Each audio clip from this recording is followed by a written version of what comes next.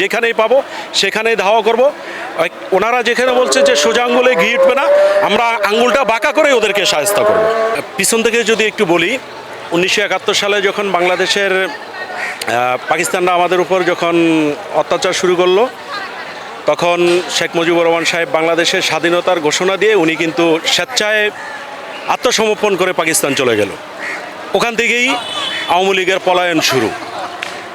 Same 1/11-এর সময় শেখ হাসিনা কী করলেন, যে বাংলাদেশের যখন দুঃসময় তখনও দেশ থেকে পলায়ন করলেন। 2024-এ ছাত্র জনতার গণ অভ্যুত্থানে উনি ওনার সকল আত্মীয় স্বজন সহ বাংলাদেশ ত্যাগ করলেন, পলায়ন করলেন। মূলত আওয়ামী লীগের রাজনীতিটাই শুরু হয়েছে পলায়নের মাধ্যমে। বাংলাদেশটা এমন একটা অবস্থানে উনি নিয়ে গিয়েছিলেন যে একেবারে তলাবিহীন ঝুড়ির মতো। এখন তিনি বাংলাদেশটাকে যখন ডক্টর মোহাম্মদ ইউনূস ওই একটা তলাবিহীন ঝুড়ি থেকে বাংলাদেশটাকে একটা অবস্থানে নিতে যাচ্ছে, সেই মুহূর্তে সে ইন্ডিয়া বসে থেকে তার দোসররা সহ বাংলাদেশে একটা বিশৃঙ্খলার সৃষ্টি করছে।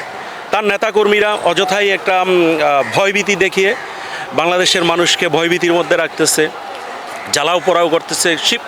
উনি যখন ক্ষমতায় ছিল তার নেতাকর্মীরাই গাড়িতে আগুন দিতেন, জ্বালাও পোড়াও করতেন, দোষটা পড়তো জামাত ইসলাম এবং বাংলাদেশ জাতীয়তাবাদী দলের কর্মীদের উপর, যেমনটা শিকার বাংলাদেশের অনেক সাধারণ জনগণ হয়েছে।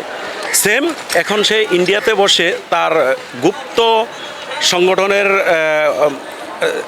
কর্মীদেরকে দিয়ে জ্বালাও পোড়াও আবার শুরু করছে। বাংলাদেশের মানুষ এখন অনেকটাই সচেতন। উনি ওখানে বসে থেকে যতটাই এই জ্বালাও পোড়াও করুক না কেন, বাংলাদেশের মানুষ এখন অনেকটাই সচেতন। ওই সব জ্বালাও পোড়া এখন আর বাংলাদেশের মানুষ বিশ্বাস করে না।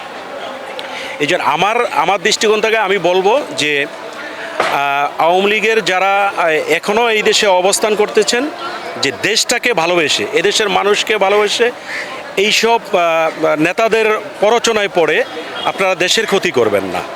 এটা আমি যারা এই দেশে এখনও লুকায়িত আছেন, যারা ফেসবুকের মাধ্যমে মানুষকে ভয়ভীতি দেখাচ্ছেন, এটা আমরা বিনীতভাবে অনুরোধ করব, যারা আমরা এই দেশের মানুষ। কারণ এই দেশে এখন আর পেশি শক্তির রাজনীতি নাই।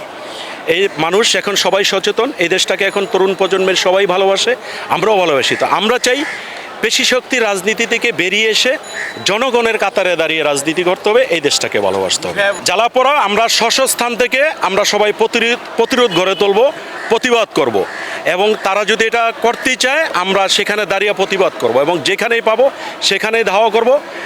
ওনারা যেখানে বলছে যে সোজা আঙ্গুলে ঘি উঠবে না, আমরা আঙ্গুলটা বাঁকা করে ওদেরকে শায়েস্তা করব।